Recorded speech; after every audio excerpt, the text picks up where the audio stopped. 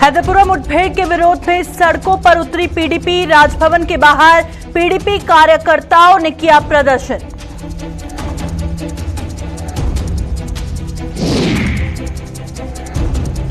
चार national highway को लेकर सियासत गरमाई। भाजपा ने किया सरकार के कदम का स्वागत। कांग्रेस ने सरकार की मंशा पर उठाए सवाल।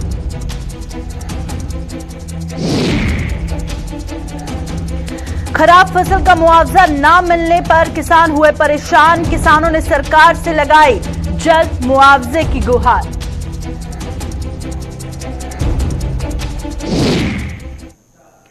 नमस्कार, जम्मू कश्मीर का ये बुलेटिन देख रहे हैं आप और मैं हूं प्रियंका गुप्ता आपके साथ। इस बुलेटिन की शुरुआत करेंगे हैदरपुरा एनकाउंटर के हवाले से, क्योंकि हैदरपुरा एनकाउंटर के बाद जिस तरह से सियासत गरमा रही है, आपको बता दें हैदरपुरा मुठभेड़ को लेकर आज पीडीपी ने श्रीनगर में राजभवन का घेराव कर विरोध प्रदर्शन किया। प्रदर्शन की अगुवाई कर रही पार्टी अध्यक्ष महबूबा मुफ्ती ने उपराज्यपाल मनोज सिन्हा से इस मुठभेड़ में मारे गए लोगों के परिजनों से माफी मांगने की मांग की। यही नहीं, महबूबा ने सरकार पर घाटी के लोगों के बुनियादी अधिकार छीनने का भी आरोप लगाया। इसके अलावा पूर्व मुख्यमंत्री ने और क्या कहा, आइए आपको दिखाते हैं। हैदरपुरा में जो प्रोटेस्ट हुआ उसमें बेगुनाह लोग मारे गए। क्योंकि लेफ्टिनेंट गवर्नर साहब यूनिफाइड कमांड के हेड हैं, उनको माफी मांगनी चाहिए उनके लवाकिन से। और जो दब्बा उन पे लगा दिया कि ये मिलिटेंट है, ओवरग्राउंड मिलिटेंट है, हाइब्रिड मिलिटेंट है, वो वापस लेना पड़ेगा। इसकी जुडिशियल इंक्वायरी करनी पड़ेगी और जो आमिर की लाश है उसको वापस देके कॉम्पनसेशन देना पड़ेगा। और पूरी कौम से, कश्मीर के लोगों से यूनिफाइड कमांड को माफी मांगनी पड़ेगी। गवर्नर साहब ने जुडिशियल हालांकि मैजिस्ट्रेट प्रूफ दिया, लेकिन आप गेट पर पहुंचे, अलाउ नहीं किया जा रहा है। किस तरह दो चीजें नहीं, देखिए ये तो आपको पता है कि यहाँ तो इन्होंने जमहूरियत का जनाजा निकाल रखा है। यहाँ तो किसी को बात नहीं करने देते, किसी को प्रोटेस्ट नहीं करने देते हैं। यहाँ तो सारे दरवाजे इन्होंने बंद कर रखे हुए हैं। तो ये जो जुल्म सितम हो रहा है, इसके लिए इनको माफी मांगनी चाहिए। जो तीन लवाकिन, जो जिनके लवाकिन हैं, जो चाहे मुदस्सिर साहब थे, चाहे अल्ताफ साहब थे, चाहे आमिर मागरे है, वो बेगुनाह थे। उन पे इल्जाम लगाया गया कि ये लोग जो हैं ये मिलिटेंट थे, ओवरग्राउंड मिलिटेंट थे, ये हाइब्रिड मिलिटेंट थे। वो इल्जाम वापस लेना पड़ेगा और जुडिशियल इंक्वायरी करके जो इसमें मुलविस है उनको सख्त से सख्त सजा देके जो इसमें लोग हैं, एक तो उनको कंपनसेशन देना पड़ेगा और एलजी साहब को खुद माफी मांगना पड़ेगा। ये तो कह रहे हैं कि 4 लोग वहाँ थे, एक मिलिटेंट था। तो हमें तो शक है, हमने तो मिलिटेंट की कोई लाश नहीं देखी, कोई शक्ल नहीं देखी, उसके बारे में कुछ नहीं देखा। क्या वाकई वहाँ मिलिटेंट था या इन्होंने वहाँ 3 खामखा में 3 जो है हमारे सिविलियन बेगुनाह उनको मार दिया, क्योंकि मिलिटेंट का कोई पता नहीं है। अब तो कुछ भी नहीं पता है, किसी को भी मार देते हैं। आपको मालूम होगा इससे पहले सोमू में एक नौजवान को मार दिया। मैं कहती हूँ इसमें जुडिशियल प्रोब होना चाहिए, क्योंकि इन तीनों लोगों को जो हमें इंफॉर्मेशन है, जो एलिगेशन है, इनको शील्ड बना के इस्तेमाल किया गया, क्योंकि उनको शक था वहाँ मिलिटेंट है, मगर मिलिटेंट वहाँ था कि नहीं, इस पे बहुत बड़ा सवालिया है। ये तो बिल्कुल है। यहाँ तो किसके हुकूक है? जमहूरियत इन्होंने तो 370 खत्म करके हिंदुस्तान की जो आईन है उसको तबाह बर्बाद कर दिया है। आईन के मुताबिक तो नहीं चलता है इस वक्त पूरा मुल्क या जम्मू कश्मीर। ये तो आरएसएस के और बीजेपी के जो उनका एजेंडा है कि जो माइनॉरिटीज है उनको दबाना है। चूंकि जम्मू कश्मीर एक मुस्लिम मेजॉरिटी स्टेट है, इसलिए हमारे ऊपर ज्यादा से ज्यादा सितम किया जा रहा है। हमें कोई आजादी नहीं है, बात करने की आजादी नहीं। आपने देखा जो जर्नलिस्ट है उनको किस तरह तंग किया जाता है, उनको किस तरह पुलिस स्टेशन पे बुलाया जाता है, उनको किस तरह धमकाया जाता है। जम्मू संभाग में विकास को गति देने के उद्देश्य से सरकार जल्द ही 4 सड़कों को नेशनल हाईवे का दर्जा देने जा रही है। नेशनल हाईवे बनने के बाद इन सड़कों से विकास के साथ पर्यटन को भी बढ़ावा मिलना तय है। सरकार के इस कदम के बाद भी जम्मू में सियासत शुरू हो गई है और भाजपा और अपनी पार्टी ने इस कदम का स्वागत किया है।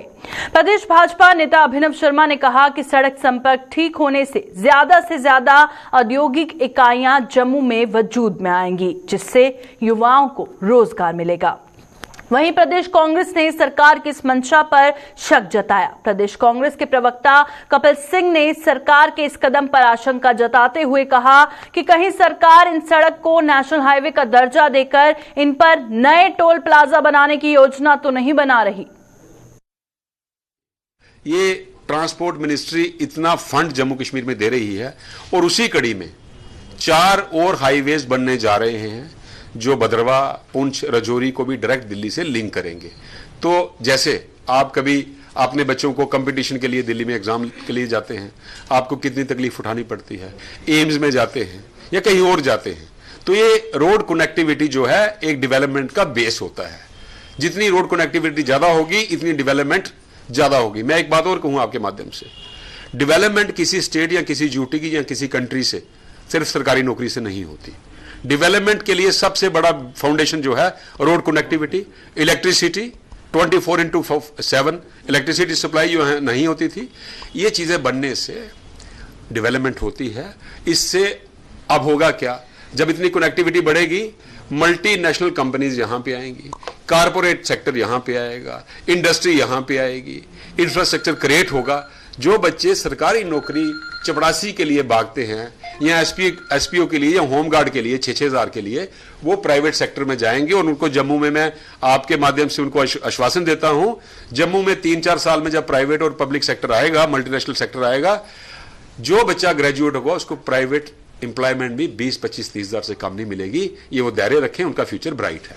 R&B डिपार्टमेंट के द्वारा एक नोटिफिकेशन जारी किया गया है जिसमें कुछ 4 रोड्स हैं जिन्हें नेशनल हाईवे अथॉरिटी को हैंडओवर करने के लिए या फिर उन्हें नेशनल हाईवे जो है वो डिक्लेयर करने की बात कही गई है। जिसमें डोडा भद्रवा का रोड है, बनी बसोली का रोड है, दयालाचक का रोड है और तवी ब्रिज से लेके मीरा साहब का जो एयरपोर्ट से होके रोड गुजरता है वो है।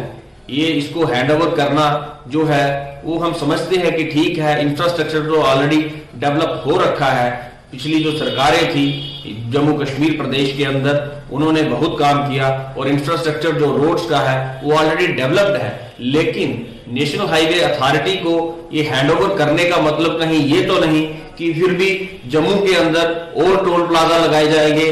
जब हम घर से बाहर निकलेंगे तो यहाँ पे फिर से एक टोल प्लाजा हमें दिखाई देगा। और जम्मू की जनता जो है आज वो टोल प्लाजा के टैक्स देते देते थक चुकी है और इतने बुरे हालात हैं।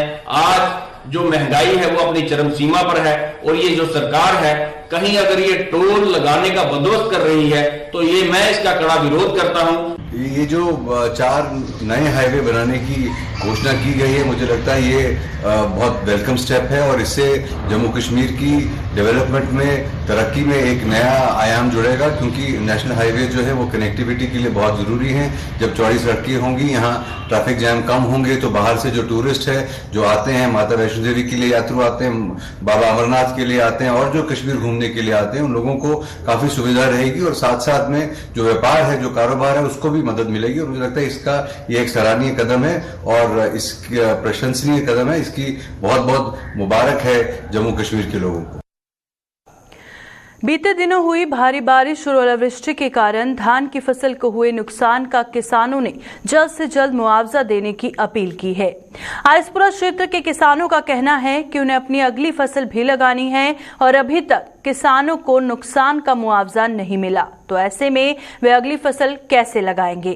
किसानों ने उपराज्यपाल से जल्द उन्हें मुआवजे की रकम देने की अपील की है। फसल खराब के बारे में ये गल कहना चाहना जी, मुआवजा तो पिछला भी सानू जड़ा अजे तक नहीं मिलिया।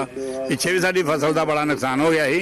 सरकार नूं ये गल कहना चाहते हैं कि जिहड़ा पिछला मुआवजा वो भी जल्द तो जल्द दिता जाए। हुण ऐन बड़ी पई है, इसलिए ऐन पै के फसल की तबाही बड़ी हो गई है, नुकसान बहुत ज़्यादा किसानों का होया। किसान बेचारिਆਂ ਨੂੰ तो खर्चा भी नहीं अपना पूरा, एक तो बढ़ाई ठंडाई का ही खर्चा बड़ा है। तो मेहरबानी करके जिहड़ा इसलिए जिन्ना भी नुकसान होया दा ਇਹਦਾ मुआवजा सरकार अगे अपील करने है कि जल्द तो जल्द जिहड़ा किसानों ਨੂੰ दिता जाए ताकि वो अगली करी आने वाली फसल है कणक की वो राह सकन बेचारे। उन्होंने कोल तो पैसे भी इस गल के भी जिहड़ा फसल रानी है अगली महाराज की बहुत मजबूरी है। इस करके मेहरबानी करके फसल जिहड़ा जल्द तो जल्द उस फसल का पैसा जिहड़ा दिता जाए ताकि किसान जिहड़े खुश होण।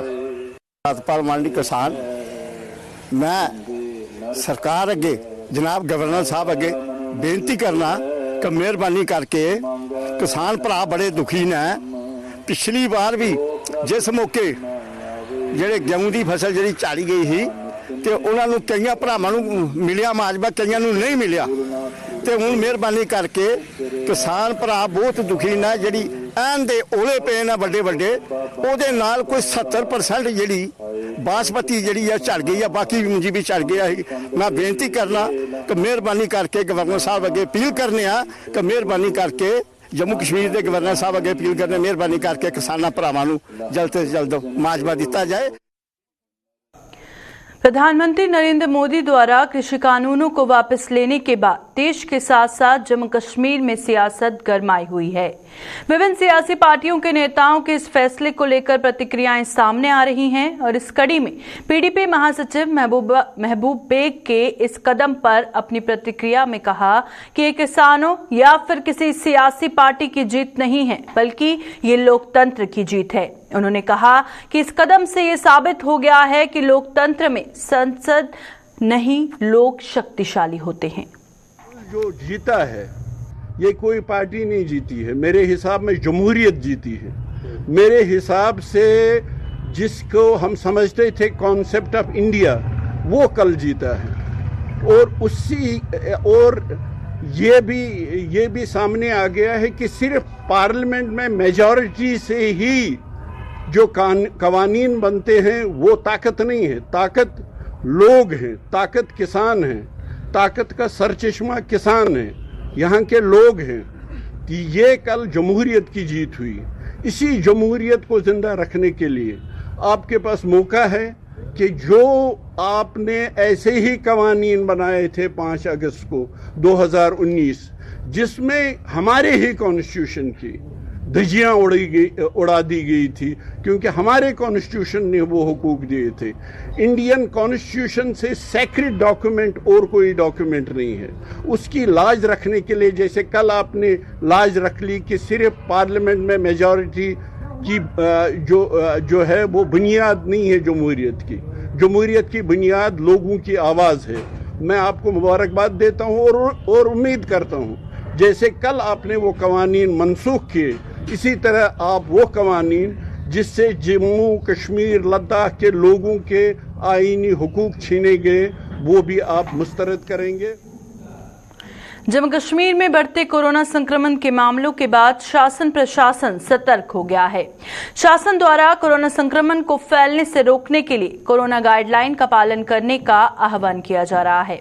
इस कड़ी में डिविजनल कमिश्नर कश्मीर पांडुरंग के पोलिक ने कोरोना से बचने के लिए लोगों से मास्क को अपने लिबास का हिस्सा बनाने की बात कही। उन्होंने कहा कि समय की ये मांग है कि अब लोगों को मास्क को भी अपने पहनावे का हिस्सा बनाना होगा, तभी कोरोना संक्रमण को फैलने से रोका जा सकता है।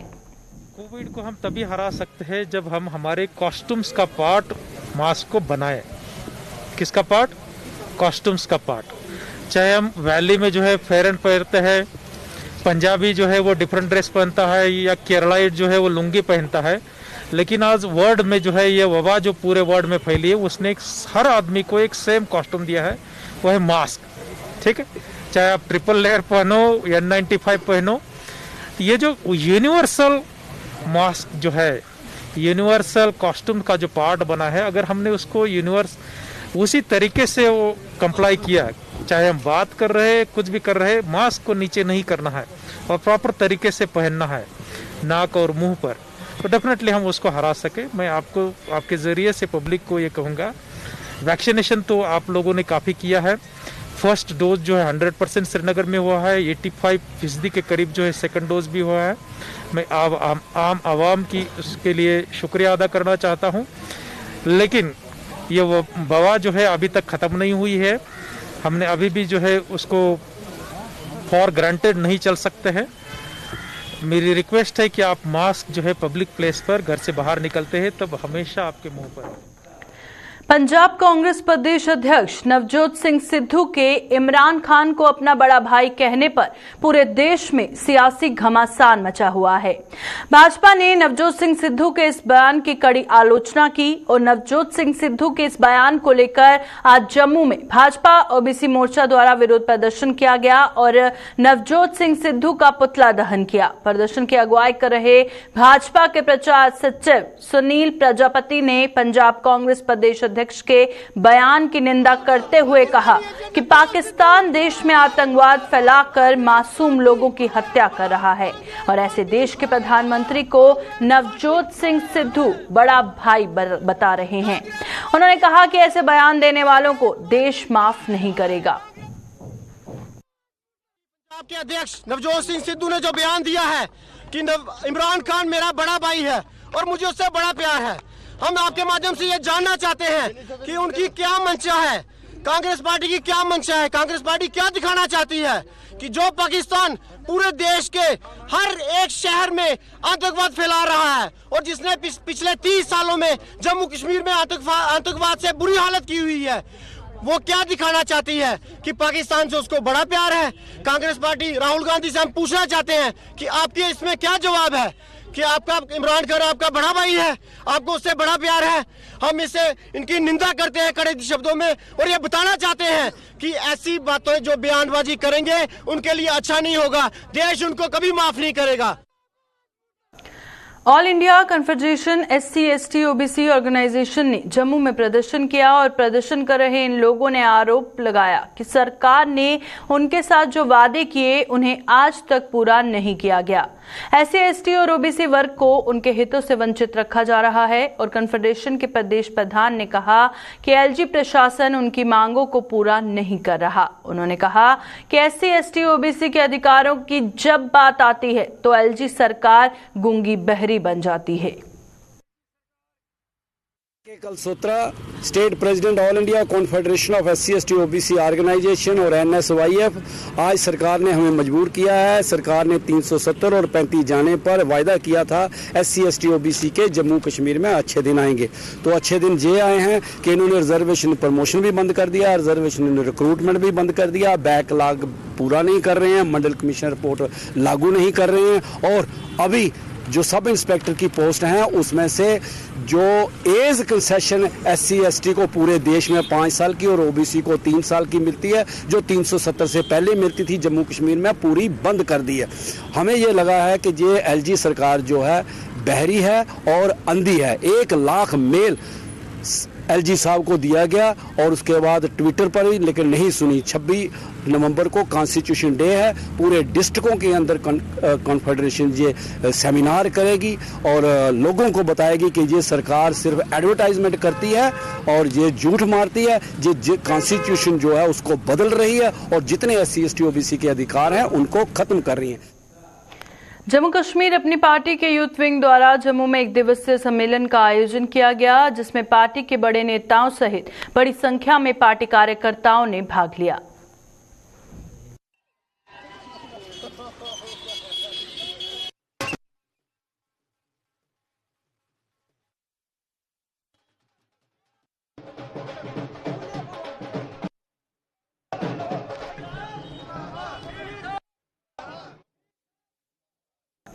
महाराजा हरि सिंह के जन्मदिवस पर सरकारी छुट्टी को लेकर युवा राजपूत सभा के प्रधान राजन सिंह हैप्पी ने जम्मू में एक प्रेस कॉन्फ्रेंस की। उन्होंने प्रेस कॉन्फ्रेंस के जरिए डोगरों से अपील की कि महाराजा हरि सिंह के जन्मदिवस की छुट्टी के लिए सभी को एकजुट होना पड़ेगा। साथ ही उन्होंने सभी लोगों को 23 नवंबर के दिन जम्मू में इकट्ठा होने की अपील की। इसके साथ ही उन्होंने प्रशासन को चेताया कि अगर उनकी मांग पूरी नहीं हुई तो वे आने वाले समय में कुछ बड़ा करने को मजबूर हो जाएंगे। कि जी साड़ी मुहिम चला रही है युवा राजपूत सभा की सारे जम्मू के डोगरी ली है कि महाराजा हरि सिंह की छुट्टी दी। आज सारे लोग अपील करने 23 तरीक 11:30 बजे तवी वाले पुला पर स्टैचू के कोल आई जाओ।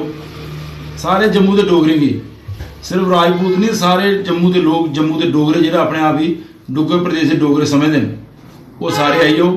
तो 23 तरीक पुला पर आनी अपनी एकजुटता दसो, सरकारी आखना चाहते हैं कि असें गी मजबूर मत करो कि अस भी टिकट ट्रालियां लेइयै ते तंबू जेड़ा है अगर साड़ी 23 तरीक साड़ी गल नहीं सुनी गई आने वाले 10 तरीक 10 दिसंबर गी अस तंबू जेड़ा साड़ा है वो महाराजा हरि सिंह के स्टैचू के सामने लगी जाग तो फिर जब तक छुट्टी नहीं हो वो तंबू नहीं पढ़ो तो ना युवा राजू सभा उठो।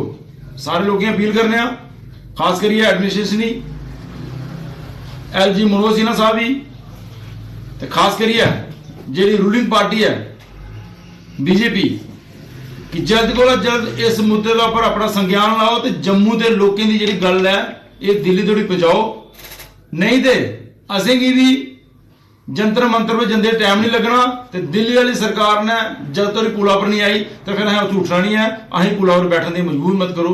जय हिंद जय भारत। जम्मू के सर्कुलर रोड पर जल शक्ति विभाग की पानी की सप्लाई पाइप के लीक होने से पस्सी गिर गई जिससे कि सर्कुलर रोड पर यातायात प्रभावित हो गया और इस घटना की सूचना मिलते ही जल शक्ति विभाग और ट्रैफिक पुलिस अधिकारी मौके पर पहुंचे और पस्सी साफ कर यातायात को बहाल किया।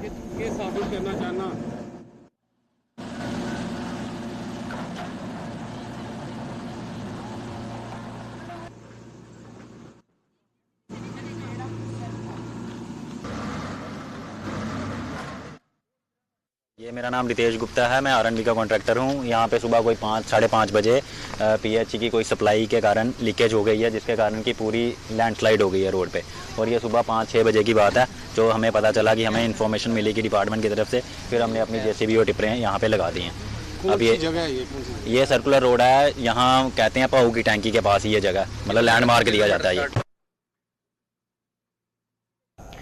भाजपा के सीनियर नेता और जम्मू नगर निगम के वार्ड 41 के पार्षद संजय कुमार बड़ू ने जल शक्ति विभाग के कर्मचारियों के साथ मौके पर जाकर वार्ड के उन मोहल्लों में नई पाइपें लाने का एस्टीमेट बनाया जिनमें गर्मियों में पानी की काफी समस्या रहती है। इस मौके पर विभाग के जूनियर इंजीनियर विवेक कोहली, सुपरवाइजर दिलीप कुमार और अन्य सहयोगी भी उपस्थित रहे।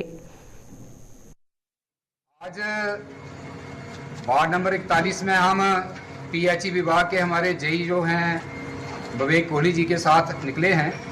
हमारी वार्ड में जहाँ जहाँ भी पानी की बहुत ज़्यादा समस्या है और गर्मी के दिनों में जहाँ टेल एंड्स पे पानी नहीं पहुँचता है, ऐसे कुछ प्रायोरिटी के कार्य जो हैं वो हम आज देख रहे हैं। और क्योंकि अभी सर्दियों का मौसम है तो हम चाहते हैं कि आने वाली गर्मियों से पहले पहले ये सारे कार्य हो जाएँ। इसीलिए आज हमने जो ये है यहाँ के एस्टीमेट बनाने के लिए प्रवास किया है। आपके माध्यम से मैं सभी वार्डवासियों को, जम्मू वासियों को यही अपील करूंगा कि पानी हम सब के लिए बहुत ज़रूरी है। हम निकल देखते हैं कि बहुत सारे लोग अपने जो है फर्श धो के उसका पानी जो है गलियों में आता है, ब्लैक टॉपिंग खराब होती है, या गाड़ियां जो अपने रैंप के ऊपर खड़ी करके धोते हैं। तो आपके माध्यम से मैं यही निवेदन करना चाहता हूं कि ये जम्मू शहर, ये वार्ड नंबर 41 हम सबका है, इसलिए हम सब जो है कॉरपोरेशन का, PHE विभाग का, सबका मिलजुल के सहयोग करेंगे, तभी हम अपने जम्मू शहर को जो है स्वच्छ, क्लीन और जो हर घर तक जल पहुंचाने की हम मोदी जी का प्रयास है उसको पूरा करें। हेल्थ डिपार्टमेंट की ओर से जिला जम्मू ब्लॉक डंसाल के सब सेंटर चिल्लाना की मदद से पंचायत पांथल के दूर दराज गांव कनाल में पहली बार कोरोना टीका लगाने का कैंप लगाया गया और साथ ही लोगों के घरों में जाकर भी वैक्सीनेशन की गई। वैक्सीनेशन कैंप के लिए स्थानीय सरपंच अनिल बरसाला ने हेल्थ डिपार्टमेंट का धन्यवाद दिया। मैं धन्यवाद करता हूं हेल्थ डिपार्टमेंट डंसाल जो हमारा एक कोविड कैंप जो गांव कनाल में लगाया गया। कनाल गांव एक दूर दराज फारफलंग एरिया में है जो सब सेंटर चुलाना से तकरीबन कोई 12 से 13 किलोमीटर है और यहाँ पर जो हमारे गुजर बकरवाल लोग थे उनको 100 से ज़्यादा कोविड वैक्सीन उन लोगों को लगाई गई। किसी को फर्स्ट तो किसी को सेकंड। तो हम इसके लिए धन्यवाद करते हैं अपना सब सेंटर चुलाना का स्टाफ का, सुशील जी, वंदना जी और आशा वर्कर अनु जी का, जिन्होंने इन लोगों के लिए यहाँ पर टाइम निकाला और ये सुबह से 10 बजे से अभी यहाँ तक 4 बजे तक कोविड वैक्सीन ये लोगों को लगा रहे हैं। मैं इनका बहुत बहुत धन्यवाद करता हूँ। अभी के बुलेटिन में फिलहाल इतना ही। दीजिए इजाजत। नमस्कार।